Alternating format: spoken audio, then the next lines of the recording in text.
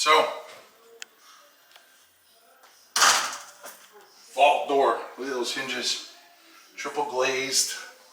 You know, just beautiful door to match the rest of the performance of the house. You know, a couple things I'll call your attention to. You know, we're up here in the mountains. All of this wood that you're seeing, we call it sugar maple here. It's acquired from a local lumber yard here, Ponders Hollow actually.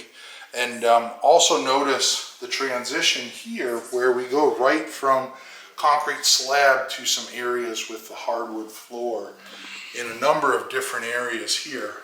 Coming over here, obviously we have the kitchen, beautiful island, basically great room here where we have living space,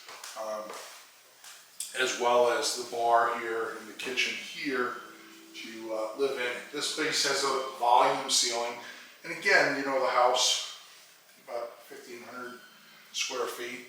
There's one of the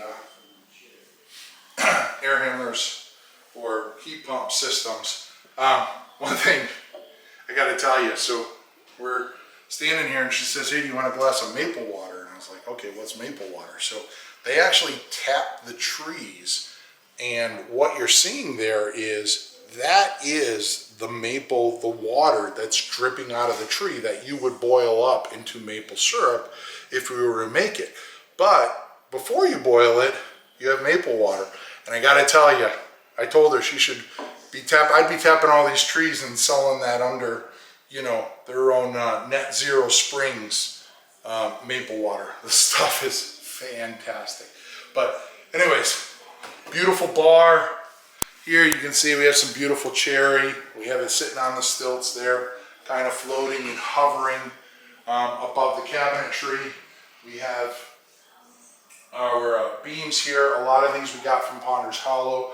Notice we have the wood ceiling here. Now, this is a slab on grade, so if I were to take all of this out, we have about, I don't know, somewhere on the order of about 250 linear feet of Zender ERV piping running in this ceiling, going to all these different spaces. So that's how we were able to hide it in there. So making our way down, again, just a ton of great details.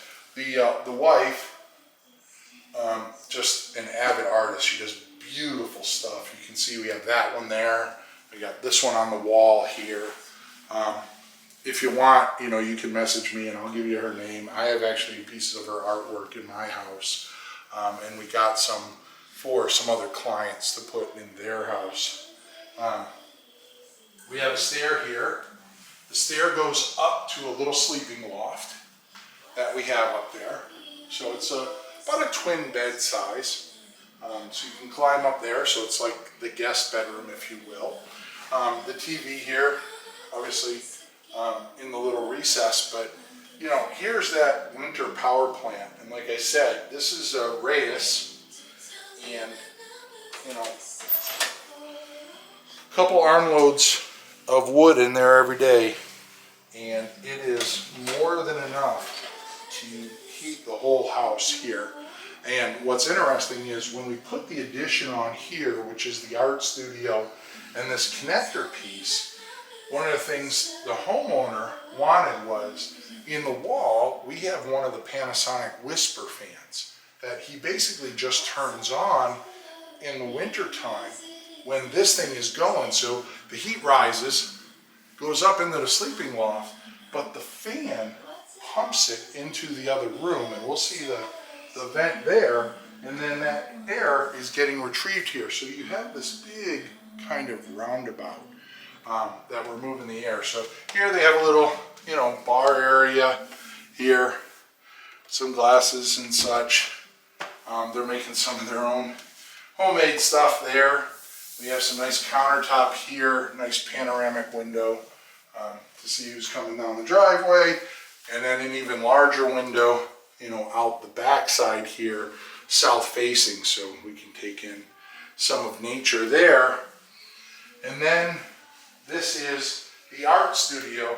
And again, you know, when you're dealing with small houses, then you have to figure out ways of, okay, it's an art studio most of the time, But what if we have guests over?